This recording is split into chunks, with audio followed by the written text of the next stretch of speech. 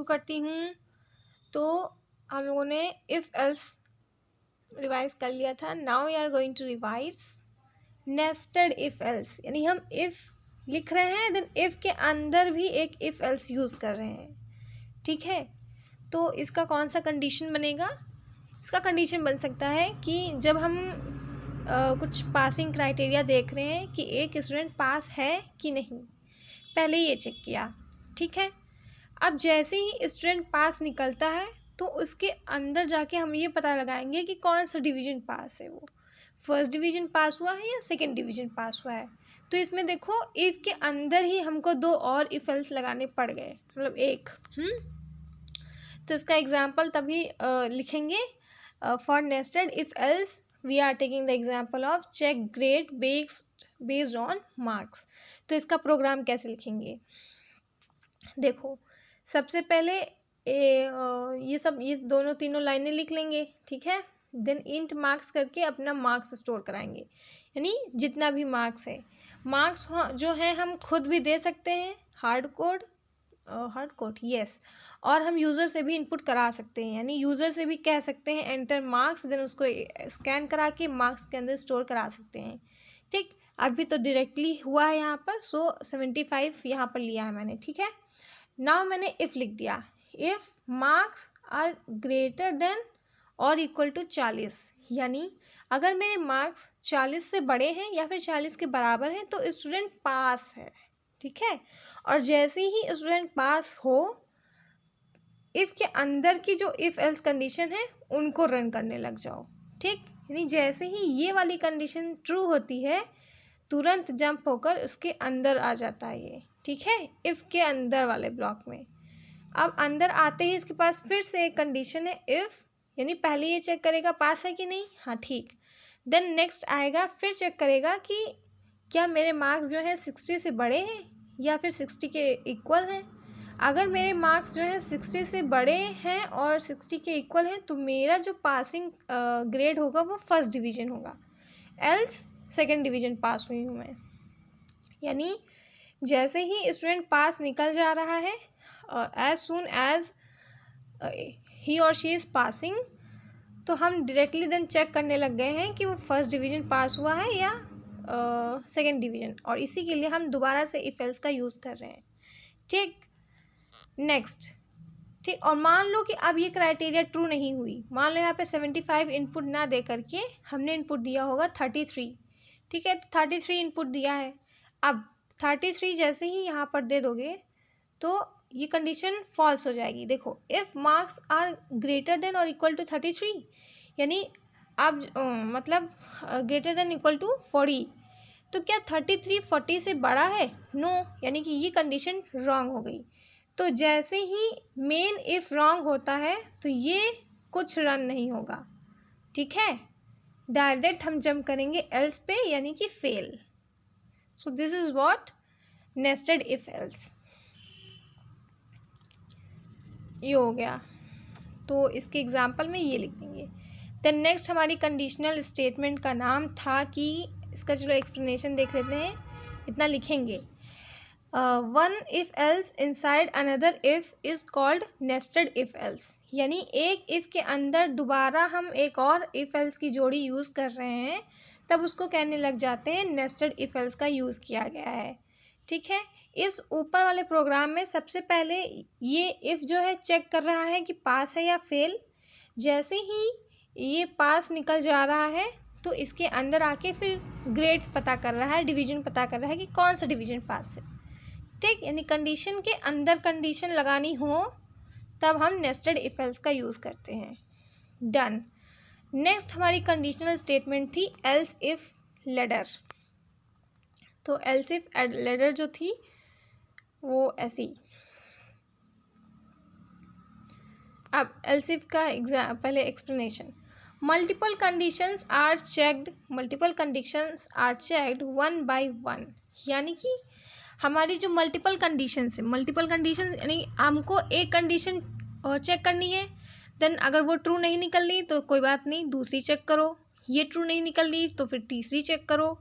ऐसे ही हम line wise बहुत सारी कंडीशंस को चेक करा रहे हैं और उसमें से जो भी ट्रू निकल जा रही है रन हो रही है। ठीक, ये होता है एल्स इफ का वर्क। तो सबसे पहले इसमें ऐसे लिखते हैं, एक इफ और एक एल्स यूज़ करना तो मैंडेटरी है, बस इन दोनों के अंदर एल्स इफ बहुत सारे स्टेटमेंट को यूज़ करते हैं। ठीक, मान लो हमको एक कैलकुलेटर बनाना है तो इसका हम यूज़ कर सकते हैं।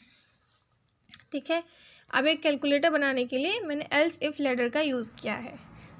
सबसे पहले दो वेरिएबल्स ले लिए हैं, ए के अंदर 10 डाल दिया है और बी के अंदर 5 डाल दिया। ठीक, देन डालने के बाद फिर करैक्टर देख रहे हैं। करैक्टर में ओपी एक वेरिएबल लिया है जिसके अंदर इनटू का साइन डाला है, यानी इनटू। ठीक है, अभी कैरेक्टर के अंदर इनटू डाला है, लेकिन मान लो किसी का मन है प्लस डाल दिया कैरेक्टर के अंदर, किसी का मन है डिवाइड डाल दिया होगा, तो किसी का मन है कि कुछ और डाल दिया होगा। तो डिफरेंट डालने पर डिफरेंट हमें कंडीशंस चेक करनी होंगी। ठीक है, तो अब इसमें देखेंगे कैसे। सबसे पहले चेक करेगा कि इफ़ क्या ऑपरेटर हमारा प्लस के इक्वल टू है, यानी प्लस के बराबर है, तब ये रन हो।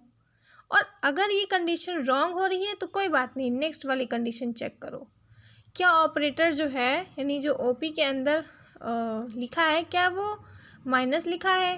अगर ये भी रॉन्ग हो रहा है तो नो प्रॉब्लम, इसको भी रन मत करो, नीचे वाली देखो क्या ऑपरेटर इनटू के बराबर है। Yes, condition true. जैसे ही कंडीशन ट्रू हो ये वाली कंडीशन रन कर दो, और जैसे ही एक एल्स इफ ट्रू हो जाती है बाकी की सारी नीचे की एल्स इफ एल्स वगैरह सब कट जाती हैं, कुछ नहीं चलता। यानी कि बस एक कंडीशन ट्रू होने तक की देरी होती है, उससे पहले की सारी कंडीशन चेक होती रहेंगी। जैसे ही उसको सही कंडीशन मिल जाएगी वो अपना चेक करके तुरंत आउटपुट दे देगा। ओके, तो ये कंडीशन ट्रू हो जाएगी, ए इंटू बी हो जाएगा, यानी 10 5 ज़ा 50 आंसर हमारे हाथों में आ जाएगा। So this was else if ladder, ऐसे यूज़ करेंगे।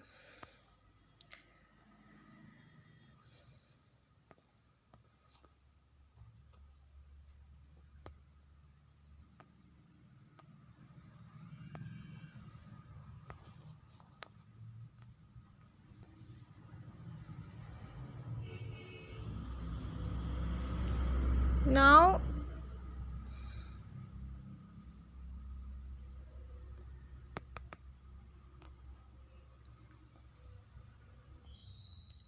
स्विच, नेक्स्ट हमारी कंडीशनल स्टेटमेंट थी स्विच स्टेटमेंट।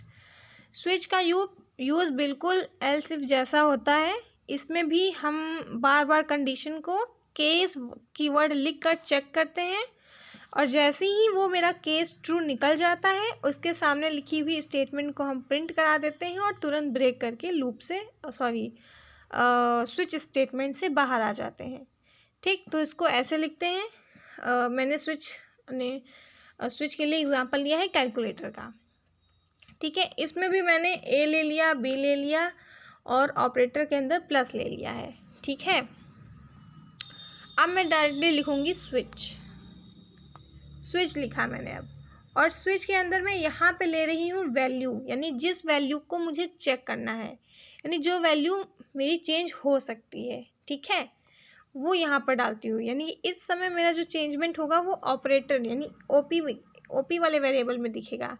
इसी वेरिएबल से हम डिसाइड करेंगे कि कौन सा काम हमें करना है। ठीक है, तो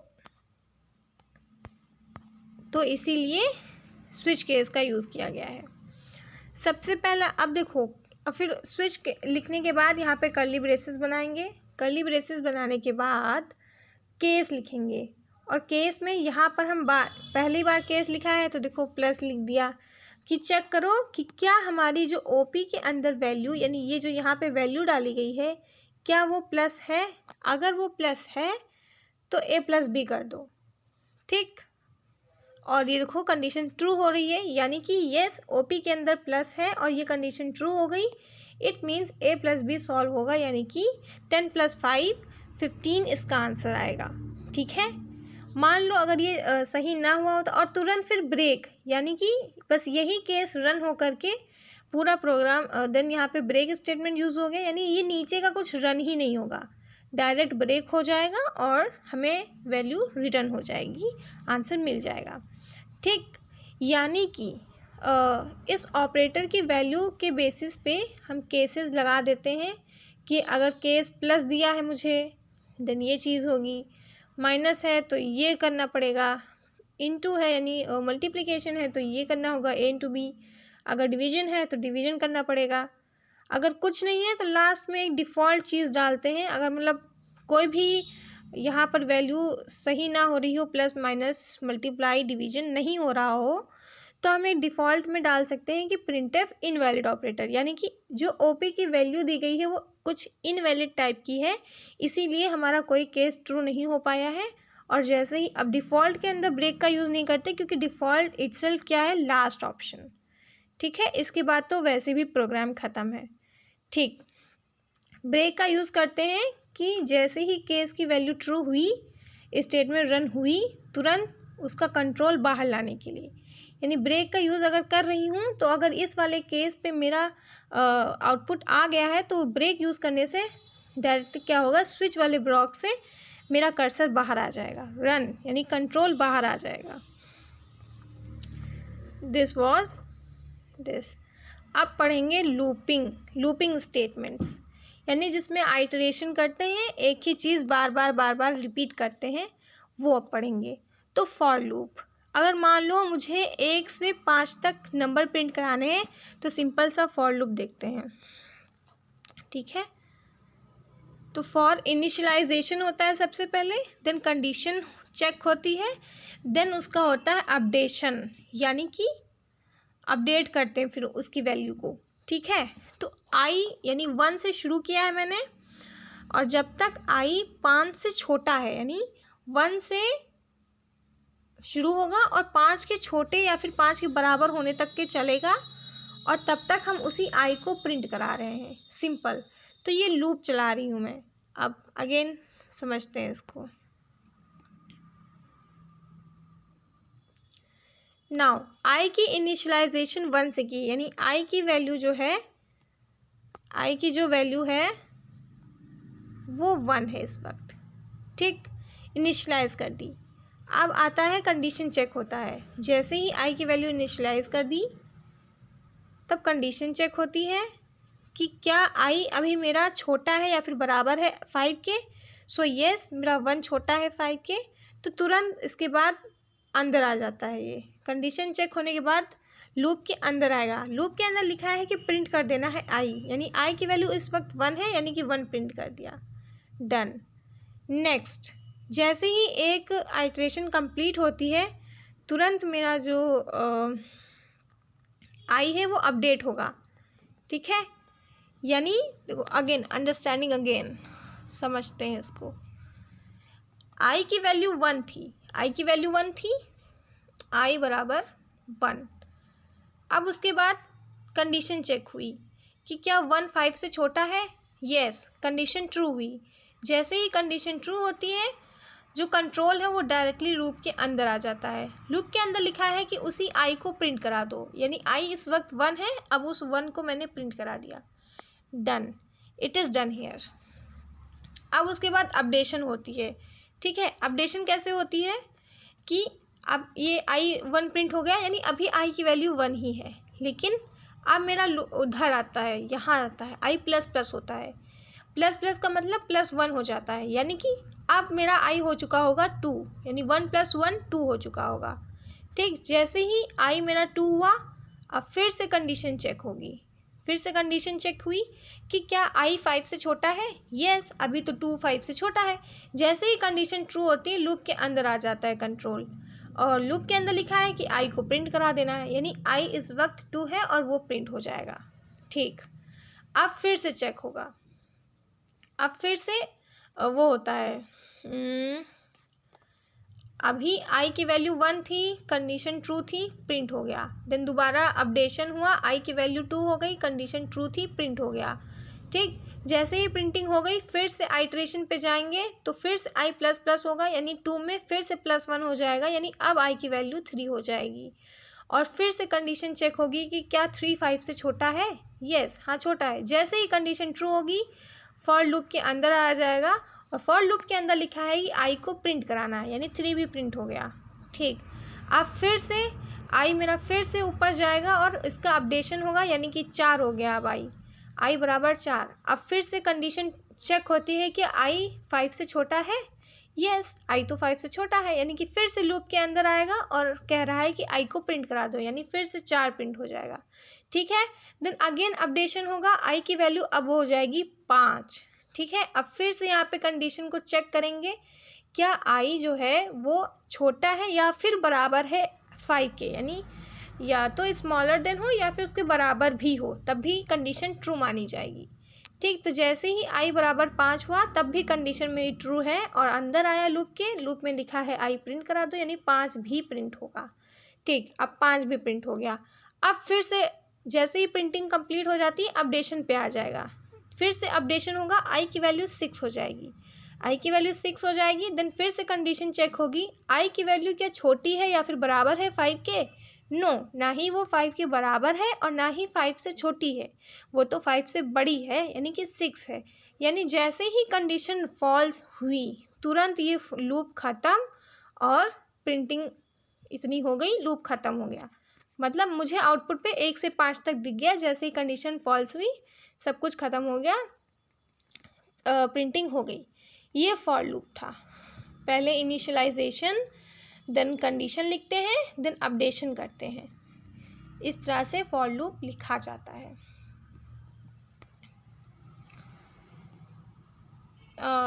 नाउ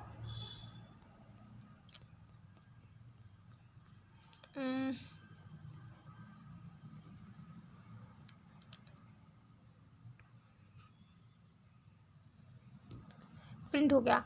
अब इसी तरह से वाइल लूप का यूज़ करके हम प्रिंट करा सकते हैं। वाइल लूप में क्या होता है, आई की इनिशियलाइजेशन पहले ही कर देते हैं, कंडीशन बाद में चेक करते हैं। ठीक, यानी आई की जो इनिशियलाइजेशन है वो पहले ही हो गई। हियर इज द इनिशियलाइजेशन, आई की 1 वैल्यू इनिशियलाइजेशन पहले कर दी।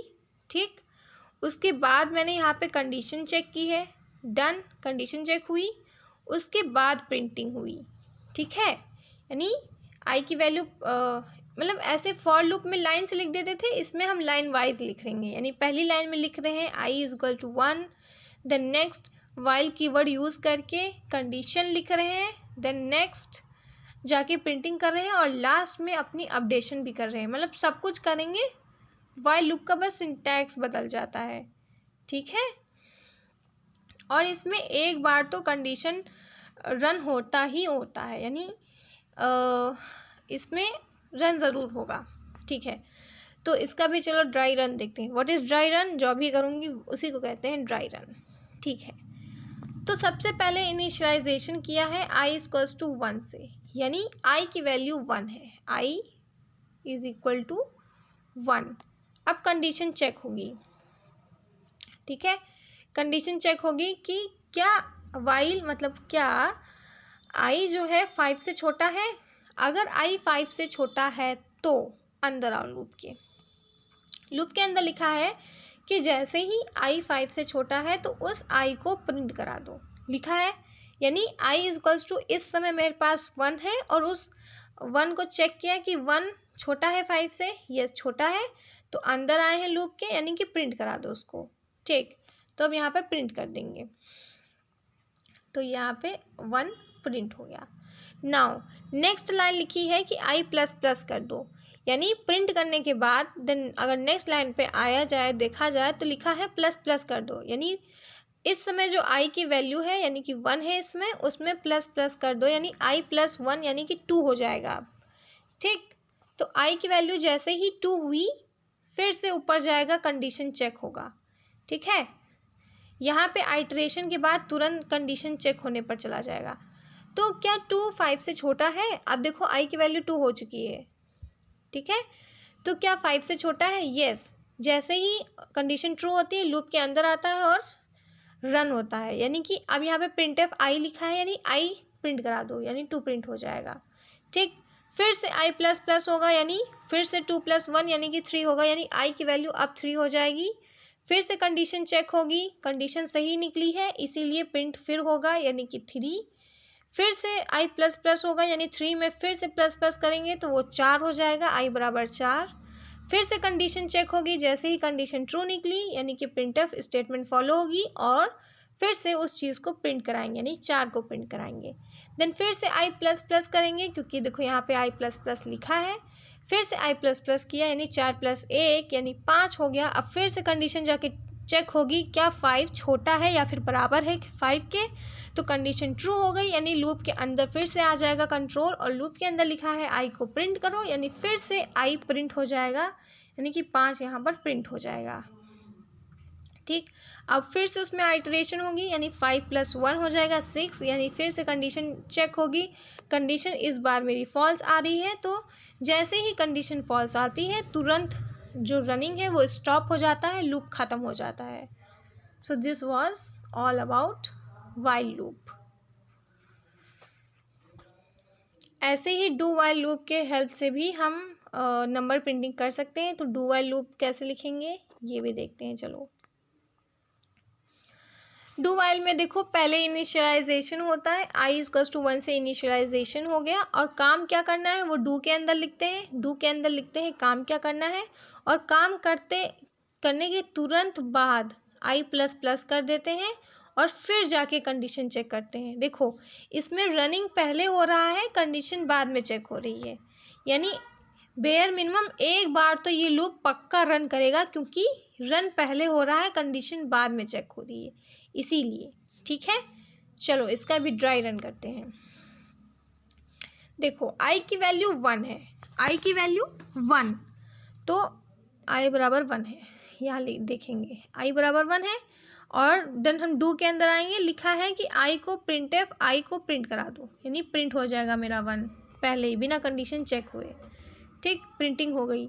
नाउ देखो यहाँ पे अपडेशन लिखा है, यानी i में +1 1 कर दो, यानी +1 कर दो, तो i यानी कि 1 थी और उसमें +1 कर दिया, यानी कि अब ये 2 हो गया, अब 2 जाएगा। ठीक है, अब जैसे ही i की वैल्यू 2 हुई तो नीचे आएगा, फिर से देखेगा वाइल में कंडीशन चेक करेगा। ठीक है, अब i की वैल्यू 2 हो चुकी है, i की वैल्यू 2 हो चुकी है। अब 2 चेक होगा कि 5 से छोटा है 2, यस। अब जैसे ही वो कंडीशन ट्रू होती है फिर से वो लूप के अंदर जाएगा और प्रिंटिंग करेगा। ठीक है, तो प्रिंटिंग में लिखा था कि i को प्रिंट कर दो एज इट इज़, तो मैंने फिर से 2 प्रिंट कर दिया। फिर उसके बाद देखो यहाँ पे अपडेशन हो रहा है, यानी i में फिर से +1 होगा, यानी 2 में फिर से +1 हुआ, यानी कि i बराबर अब हो गया 3। जैसे ही i बराबर 3 होगा वाइल में अंदर आएगा और कंडीशन चेक करेगा, क्या 3 जो है वो 5 से छोटा है, यस। जैसे ही छोटा होगा फिर से हम डू के अंदर आएंगे, काम क्या लिखा है प्रिंट कराना है, यानी 3 प्रिंट हो जाएगा। ऐसे ही फिर से नेक्स्ट टाइम अपडेशन होगी, i की वैल्यू 4 हो जाएगी, और फिर से प्रिंटिंग होगी, कंडीशन चेक होगी कि क्या 5 से छोटा है 4, यस छोटा है, तुरंत प्रिंट कराएगा, यानी 4। ठीक है, फिर से देखो यहाँ पे अपडेशन होगी, 4 + 1 5 हो जाएगा, और फिर से कंडीशन चेक होगी कि क्या 5 छोटा है या फिर बराबर है 5 के, यस अभी भी कंडीशन ट्रू है। तो कंडीशन जैसे ही ट्रू होगा कंट्रोल डू के पास जाएगा, डू में लिखा है कि i को प्रिंट करना है, यानी 5 फिर से प्रिंट हो जाएगा। ठीक, अब फिर से अपडेशन लिखा है, यानी i प्लस प्लस होगा, फिर से 5 + 1 यानी कि 6 हो जाएगा, और 6 जैसे ही i = 6 हो जाएगा। ठीक है, i5 तक तो प्रिंटिंग हो गई थी, i बराबर जब 6 हो जाएगा तब फिर से यहाँ के बाद वाइल लूपिंग में चेक होगा कि क्या 6 जो है वो 5 के बराबर है या फिर 5 से छोटा है। जैसे ही कंडीशन फॉल्स होती है पूरा लूपिंग सिस्टम ख़त्म हो जाता है और प्रिंटिंग हमारे सामने आ जाती है। ठीक है, सो this was do while loop. इसमें एक बार तो कंडीशन रन होगी ही, मतलब एक बार तो डू के अंदर जो लिखा है वो तो हो ही जाएगा बिना कंडीशन चेक हुए। यानी कि डू में क्या रहेगा कि अगर हमारी कंडीशन रॉन्ग भी है तब भी डू के अंदर लिखी हुई एक जो वो स्टेटमेंट है वो तो रन होगी ही। ठीक, तो ये था वो। यानी कि अगर देखो डू की जगह पे देखो क्या लिखा होता है, इसमें ट्रिकी क्या है, अगर i बराबर मान लो यहाँ पर 6 लिखा होता, ठीक है i बराबर 6, ठीक है। तो अब हम वाइल के अंदर मतलब डू वाइल लूप के हिसाब से अगर देखें तो आई में अभी 6 लिखा है, ठीक है। तो सबसे पहले ये रन होगा, यानी कि डू के अंदर आई रन होगा, यानी कि पहले रन हो जाएगा, यानी पहले ही 6 प्रिंट हो जाएगा। प्रिंट हो गया, उसके बाद 6 + 1 होगा, यानी कि उसके बाद जाकर आई की वैल्यू 7 बनेगी, ठीक है। और जब आई की वैल्यू एटरेट हो जाएगी उसके बाद जाकर कंडीशन ट्रू होगी। अब कंडीशन देखो फॉल्स निकल रही है, यानी अब ये लूप रन नहीं करेगा। लेकिन देखो एक बार ऑलरेडी हो चुका है, क्यों? क्योंकि डू पहले लिखा है, इसीलिए। मतलब कंडीशन अगर हमारी रॉन्ग भी होगी एक बार भी, देखो 6 तो 5 से बड़ा नहीं है, मतलब 6 5 से छोटा ही है, यानी कंडीशन तो अभी भी मेरी फॉल्स है। अगर यहाँ पर 6 लिखा है तब भी कंडीशन फॉल्स ही है, ठीक, तभी फॉल्स ही है। और लेकिन देखो डू के अंदर था इसलिए एक बार तो रन हुई। नाउ नेस्टेड लूप, यानी नेस्टेड लूप सीखेंगे, यानी फॉर के अंदर फॉर लूप चला दिया, उसका देखेंगे। जब भी हमको पैटर्न बनाने होते हैं तब सबसे ज़्यादा नेस्टेड लूप का यूज़ करते हैं। इसमें क्या होता है, आई की आइटरेशन पे अंदर आता है ये, मतलब आई की कंडीशन चेक होती है, देन वो अंदर आता है, और जब तक आई की कंडीशन उतनी ही रहेगी और उसके बाद फिर से एक नई कंडीशन चेक होने लग जाती है जे की, ठीक है। और जब तक जे की वैल्यू फॉल्स नहीं हो जाती तब तक आई की, मतलब आई की हर एक कंडीशन पे जे की उतनी सारी कंडीशंस रन होंगी। मतलब जो लिमिट लिखी है, यानी आई की लिमिट देखो 3 लिखी है, जे की लिमिट 3 लिखी है, यानी आई के 1 पे जे 3 बार रन होगा। जे की 1 होगी, देन जे की वैल्यू 2 होगी, देन जे की वैल्यू 3 होगी, ठीक। आई की एक वैल्यू पर जे 3 बार रन होगा, ठीक। और आई की लिमिट है 3, यानी 3 बार मेरा आई चेंज होगा, 3 बार आई आएगा, और हर आई पे 3 बार जे रन होगा, ठीक है। तो इसीलिए हमारा एक पूरा जो लूप है वो 9 टाइम्स चलेगा। 3 3 ज़ा 9 टाइम्स हमारा लूप रन होगा। यही होती है नेस्टेड लूप की कहानी। इसमें पैटर्न प्रिंटिंग सीखेंगे अब, चलो। तो आई को इनिशियलाइज किया है 1 से, और वो तब तक चलेगा जब तक वो 3 से छोटा है और आई प्लस प्लस होता रहेगा, ठीक है। देन जे की वैल्यू भी इनिशियलाइज हुई है 1 से, और जे तब तक चलता रहेगा जब तक जे की वैल्यू 3 से छोटी है, और हर जे की वैल्यू ट्रू होने पर एक स्टार प्रिंट होगा, ठीक है। तो ये एक बन रहा है, इसका आउटपुट ऐसा आएगा। Let me tell you how its output will B.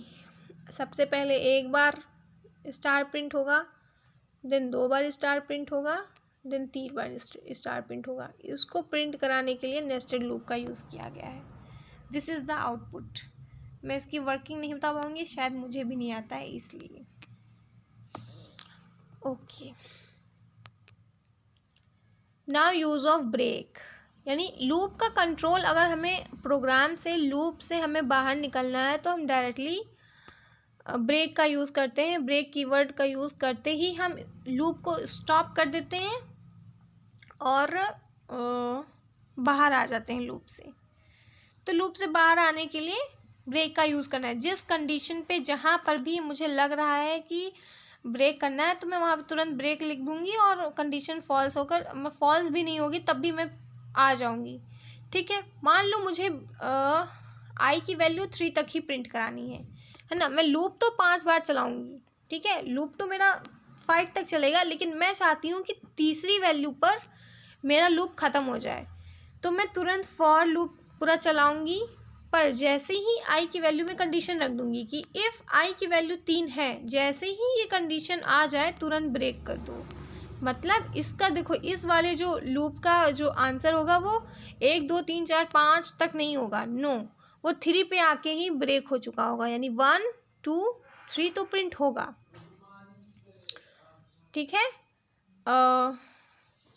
Stop loop when value is 3, नहीं आई की वैल्यू जैसे ही 3 होगी तुरंत ब्रेक हो जाएगा, यानी सिर्फ 2 तक चलेगा ये, 1 और 2 तक। ठीक है, आई की वैल्यू 1 थी, प्रिंटिंग चली, 2 थी, चली, जैसे ही 3 हुई उसने देखा इफ़ में 3 इक्वल टू 3 है, यस हाँ है, तुरंत ब्रेक कर दिया, उसको फिर बाद में प्रिंटिंग नहीं की, यानी इसका आंसर 1 और 2 ही आएगा बस। फिर मैंने सब स्किप कर दिया नीचे का।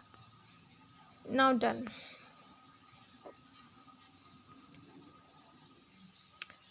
अब इसमें कंटिन्यू में क्या होता है, सिर्फ उसी कंडीशन पे स्किप होगा, बाकी सारा चलेगा। यानी कि जब आई की वैल्यू 1 होगी तब भी रनिंग होगी, 2 होगी तब भी रनिंग होगी, पर जैसे ही 3 होगा रन नहीं होगा, यानी 3 स्किप हो जाएगा। कंटिन्यू मैंने 3 पे लगाया, यानी 3 की जब आई की वैल्यू 3 होगी तब ये कंटिन्यू करेगा, यानी 3 रन नहीं होगा, उसके बाद के रन होने लग जाएंगे, यानी 4 रन होगा, 5 रन होगा, 3 स्किप हो गया।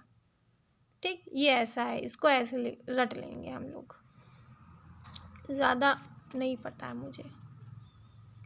I am only revising theory, लिखने के लिए जिसमें आ रहा हो मुझे।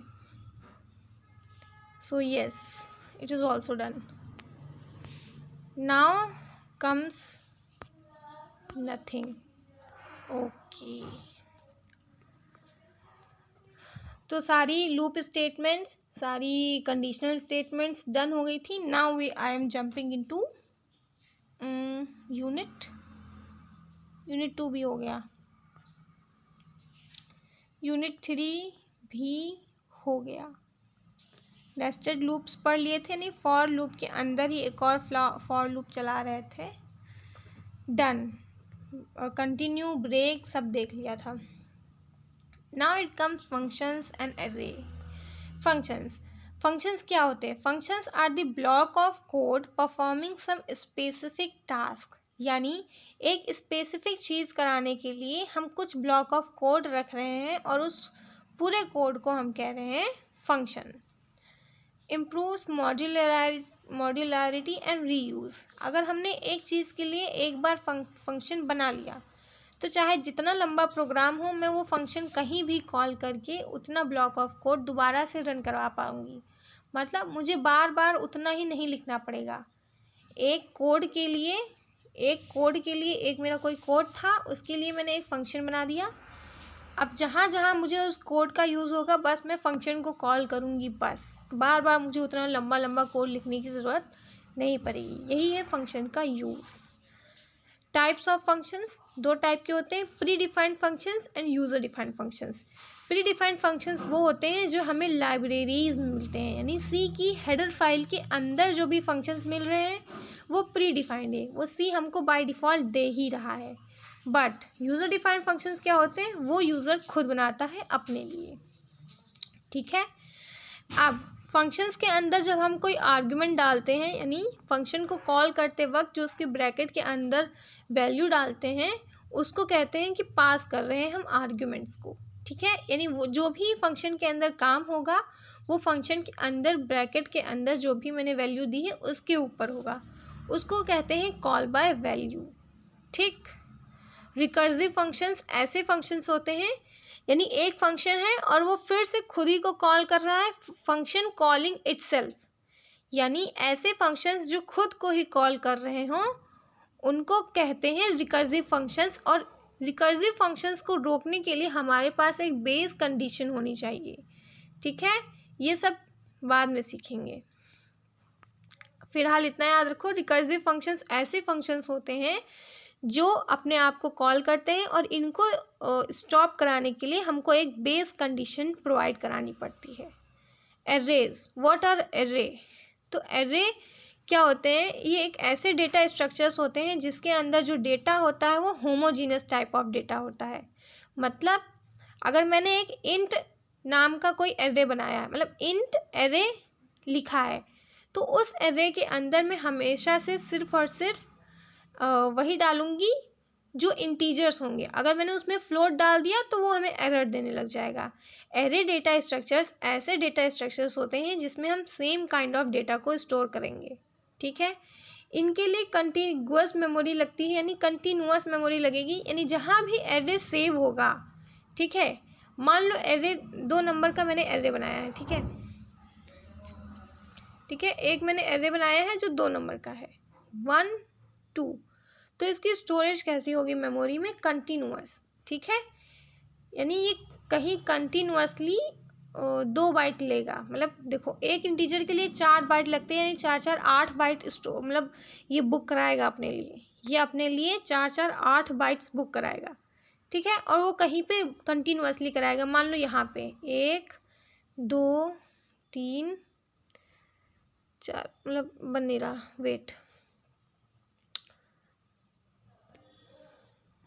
कंटिन्यूअसली 8 बाइट्स कहीं पे स्टोर करा रहा है, यानी अपने लिए 8 बाइट्स तैयार करके रख लेगा, ठीक है, कंटिन्यूअस लेगा, ये नहीं कि 1 ऊपर कहीं स्टोर करा दिया है और नीचे कहीं जाकर मैंने यहाँ पे बीच में 2 स्टोर कर दिया, नो, जहाँ भी 1 और 2 स्टोर होगा वो साथ में स्टोर होगा, यानी मान लो 1 यहाँ स्टोर हो गया, 2 यहाँ स्टोर हो गया, ऐसे स्टोर होगा, कंटिन्यूअस मेमोरी एलोकेशन होगा इसके अंदर। देन 1 डायमेंशनल एरे, यानी जो जिसमें हम एक ही रो रहेगी सिंपल। मल्टी डायमेंशनल एरे, यानी जिसमें 2 रोज होने लग जाएंगी या फिर 2 से ज़्यादा rows. Sparse matrix, matrix with many zero elements stored efficiently using 3 tuple form. Sparse matrix अलग से देखेंगे कभी, अभी नहीं। स्पार्स मैट्रिक्स क्या है, ऐसी मैट्रिक्स जिसके पास बहुत ज़्यादा ज़ीरो एलिमेंट्स होते हैं, वो होती है स्पार्स मैट्रिक्स, ठीक। User defined data types and pointers. अब देखो डेटा टाइप्स कितने टाइप्स के थे, 3 टाइप्स के। प्री डिफाइंड थे, यानी जो हमको सी में ऑलरेडी मिलते हैं, और उन्हीं प्री डिफाइंड का यूज़ करके एक डिराइव्ड डेटा टाइप्स हम लोग पढ़ते थे, 2 हो गया। और अब पढ़ने वाले हैं यूज़र डिफाइंड डेटा टाइप्स, यानी जो यूज़र्स खुद बनाते हैं वो वाले डेटा टाइप्स, ठीक। तो इसमें सबसे पहले आता है स्ट्रक्चर और दूसरा आता है यूनियन, ठीक है। स्ट्रक्चर और यूनियन 2 होते हैं। स्ट्रक्चर में क्या होता है कि ये एक ऐसा डेटा स्ट्रक्चर होता है जिसमें हम डिफरेंट डेटा टाइप्स को इंट्रोड्यूस करा पाते हैं, डिफरेंट डेटा टाइप्स को यूज़ करेंगे स्ट्रक्चर्स में। लेकिन यूनियन में क्या होता है, सिमिलर टू स्ट्रक्चर, लेकिन इसमें मेमोरी का यूज़ जो होता है वो एफिशिएंट हो जाता है। देखो स्ट्रक्चर यूनियन दोनों सेम है, फ़र्क बस इतना है कि स्ट्रक्चर में जो मेमोरी का एलोकेशन होता है वो कुछ अलग टाइप से होता है और यूनियन में अलग होता है, ठीक है, बात सब एक ही है। स्ट्रक्चर में मेमोरी साइज़ होती है सबका प्लस कर लो, मतलब जितने भी उसके अंदर डेटा टाइप्स में इंट्रोड्यूस करा रही हूँ उन सब की साइज़ को प्लस कर लो, वो हो जाती है स्ट्रक्चर की मेमोरी साइज़, ठीक। लेकिन यूनियन में क्या होता है, जो सबसे बड़ा डेटा टाइप मैं यूज़ कर रही हूँ वही उस पूरे यूनियन की डेटा टाइप हो जाती है, यानी पूरी यूनियन की मेमोरी साइज़ हो जाती है, वो यूनियन में हो जाता है, ठीक है।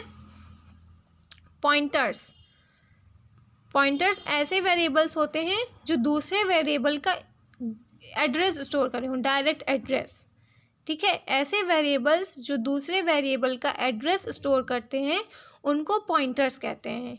इनका डिक्लेरेशन ऐसे होता है, पहले डेटा टाइप लिखते हैं, देन एस्टेरिस्क का साइन लगाते हैं और फिर बाद में अपना पॉइंटर का नाम लिखते हैं, ठीक, ऐसे होता है। Array of pointers stores addresses of array elements. Array of pointers ऐसे एरे होते हैं पॉइंटर्स के जो एरे के अंदर जो एलिमेंट्स हैं उनके एड्रेसेस को स्टोर करा रहा है, ठीक। C preprocessor runs before compilation, यानी कि ये जो हैशटैग इंक्लूड, हैशटैग डिफाइन, ये सब तो पता नहीं, पर हैशटैग इंक्लूड को हम कह रहे थे ना कि ये एक हेडर फाइल है, ये प्री प्रोसेसर डायरेक्टिव है, यानी कि कंपाइलेशन से पहले ये लाइब्रेरी जाकर खुलती है, ठीक है। यानी ये हैशटैग इंक्लूड सबसे पहले रन होता है, यानी सी प्री प्रोसेसर क्या होता है, वो कंपाइलेशन से पहले रन होता है, ठीक। अब डायनेमिक मेमोरी एलोकेशन, अपनी मेमोरी को एफिशिएंट तरीके से यूज़ करने के लिए हमारे पास 4 फंक्शंस होते हैं। We have 4 functions. मैक्रोस क्या है? नेम्ड कॉन्स्टेंट्स एंड और एक्सप्रेशंस, नहीं पता, छोड़ो इसको।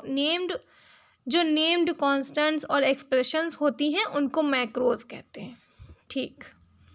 डायनेमिक मेमोरी एलोकेशन, अपनी मेमोरी को बहुत ही एफिशिएंट तरीके से यूज़ करना, देन उसको मैनेज करना, अपनी टाइम कॉम्प्लेक्सिटी, स्पेस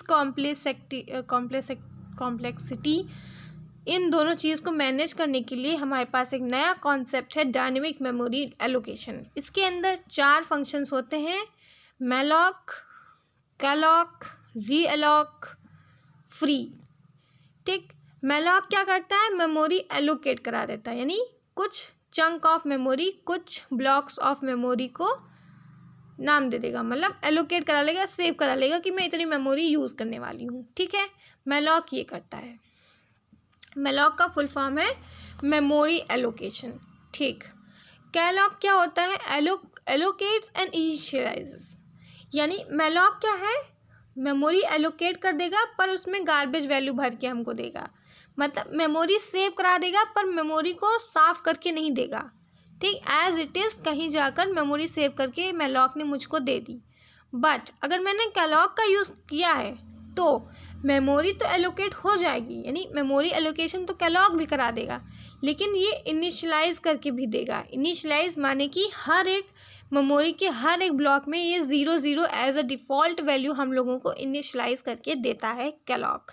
रीअलॉक क्या करता है? मेमोरी की जो साइज़ है उसको दोबारा से, अगर मुझे मान लो पूरा प्रोग्राम मैं लिख रही हूँ, बाद में मेरा मन कर रहा है कि मैं मेमोरी की साइज़ को चेंज कर लूँ, तो रीअलॉक फंक्शन का यूज़ करके मेमोरी की साइज़ को चेंज कर सकती हूँ। फ्री क्या होता है कि मेरा पूरा प्रोग्राम हो गया, जितनी मेमोरी मुझे यूज़ करनी थी यूज़ कर ली, लास्ट में मैंने फ्री को फंक्शन को कॉल कर दिया, फ्री फंक्शन लगा दिया, जिससे क्या होता है कि जितनी, अगर मेरी मान लो मेरे को मेमोरी काम था, ठीक, 20 मेमोरी मैंने सेव कराई 20 बाइट्स की, ठीक है, लेकिन मैंने प्रोग्राम बनाया और उसमें सिर्फ 10 बाइट ही यूज़ किया, ठीक है, सिर्फ 10 बाइट्स यूज़ किया। अब मैंने सिर्फ 10 बाइट्स यूज़ किया, यानी 10 बाइट्स तो ऐसे ही मैं लिए रखी हूँ, मतलब उसका कोई काम ही नहीं है, तो इसीलिए फ्री का यूज़ करूँगी कि 10 बाइट्स जो मैंने यूज़ की हैं चलो वो ठीक है, लेकिन जो लास्ट में जो 10 बाइट्स मैंने ऐसे ही सेव करके रख ली हैं, इनको साफ़ कर दो, यानी इनको हटा दो, मेरे प्रोग्राम में इन 10 बाइट्स का यूज़ अब नहीं रह गया, फ्री कर दो इसको, ये आगे जाकर कहीं और यूज़ हो जाएंगी। ठीक है, तो डायनेमिक मेमोरी एलोकेशन ये था। Now everything is completed. Unit 5 भी हो गया, यूनिट 4 ऑल्सो, थियरी कंप्लीट हो गई। अब प्रैक्टिकल्स हम लोग करेंगे धम, यानी जो इम्पोर्टेंट प्रोग्राम्स होंगे वो करेंगे अब हम लोग सब कुछ। तो इम्पोर्टेंट प्रोग्राम्स क्या क्या थे? सबसे पहले हम लोगों को ऑड और इवन सीखना है। Odd and even, if else की कंडीशन लगाकर चेक करना, वो पहला सीखेंगे। देन नेक्स्ट प्रोग्राम हमको बनाना है फैक्टोरियल, लूप का भी यूज़ करके और रिकर्सिव फंक्शन का भी यूज़ करके फैक्टोरियल बनाना सीखना होगा। ठीक। देन हम फिबोनाची सीरीज़ भी प्रिंट कराना सीखेंगे, लूपिंग से भी और रिकर्सिव फंक्शन से भी। 5 हो गए। 6th हम सीखेंगे स्पार्स मैट्रिक्स कैसी बनाई जाती है, वो भी तो सीखना है वो। देन मैट्रिक्स का एडिशन कैसे करते हैं वो, किसी भी मैट्रिक्स को बनाने वाला प्रोग्राम वो। ठीक है।